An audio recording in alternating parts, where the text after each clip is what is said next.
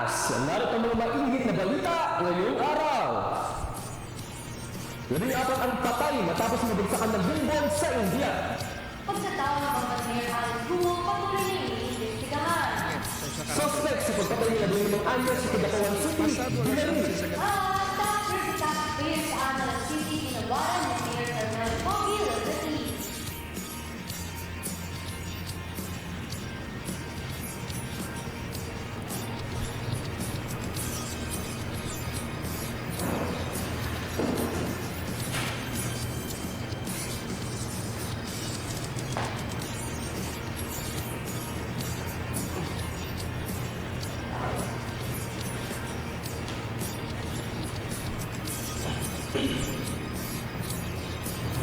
Sa sunod ng araw, matanaw ang balitang may paninindigan. Ang liwanag sa dilim dala ang boses ng sakbayanan.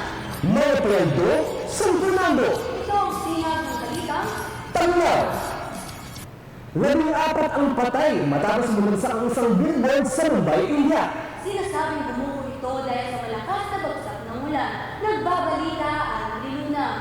Kuha sa video na ito ang pagbagsak ng billboard na may sukat ng 100 talampakan sa Mumbai, India, bunsod ng malakas na pagulan.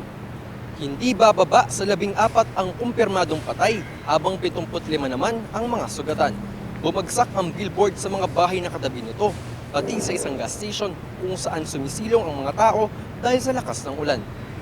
Ayon sa isang opisyal ng Disaster Management Department ng Mumbai, ang nasabing billboard ay iligal umano at walang permit sa kung saan ito itinayo. Samantala, patuloy pa rin ang isinagawang rescue operation para iligtas ang mga taong natrap sa bumagsak na billboard. Andre Luna, Tanglaw ng Bayan. Kinwestiyon naman ng Senado ang pagkatao ni Mayor Alice Guo na maaaring na sangkot sa Philippine Offshore Game Operators o POGO sa Bamban. Nakatutok si Monique Almero. She lied. There were several questions where she lied. Kaduda-duda para sa Senado ang pagkatao ng Bamban Mayor na si Guo. Ang pagdinig niya sa hearing ay lumabas na walang hospital record ang mayora at ang kanyang certificate of live birth ay nairehistro nang siya'y 17 taong gulang na. Chinese ha Filipino po. Bakit po na-delay yung pag-register ng birth nyo? Your Honor, i-check ko po. Tapos, balikan ko po kayo. Sinubukang kunin ng iba't ibang TV news station ang panig ni Mayor Alice Guo. Ngunit hindi muna raw magbibigay pahayag ang mga ito. Monique Almerol, Tanglaw ng Bayan. Para sa buong mga balita, Pagbalik sa suspect ng pagpatay ng 15 anyos sa Kidapawan City, top 30 taxpayers sa Angeles City. Ginawa ng Mayor Carmela Pogi Lazati.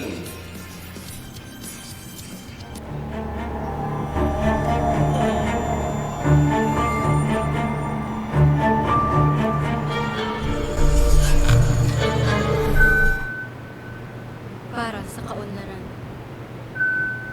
Para sa katarungan.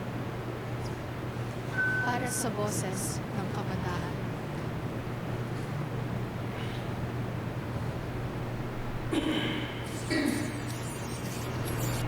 suspect patay matapos ng kain na nakawin ng baril bago iposa. Nakatutok kay Norelio. Ikalabintatlo ng Mayo na makitang patay ang isang 15 anyos na dalagita sa Kidapawan City, Cotabato. Ayon sa magulang ng bata ay hindi raw siya umuwi ng gabi na iyon kaya tumawag sila ng barangay. Sa ulat ni Lieutenant Warren Kaang ay na magsimula sila maghanap at magtanong ay kahina-hinala raw ang sagot ng isang trabador sa plantasyon. Nung tanongin nila kung may nakita bang bata, medyo kaduda-duda yung sagot. Basta ang sinagot nila daw, hanapin nyo lang dyan.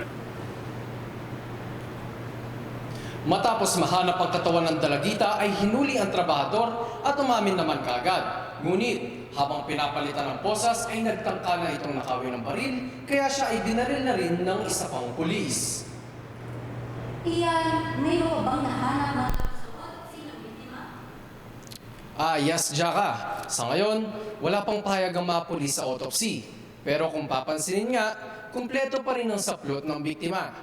Kaya kasalukuyan pa rin idinaraos ang investigasyon. Noong ikasyang ng Mayo 2024, nilala ni Mayor Carmelo Pogi Lazati Jr.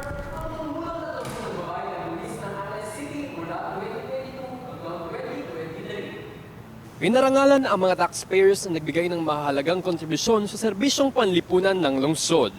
Ayon kay Mayor Luzatin, lubos siyang nagagalak na bigyang pugay ang mga taxpayers na walang sawang tumutulong kahit pandemic pa.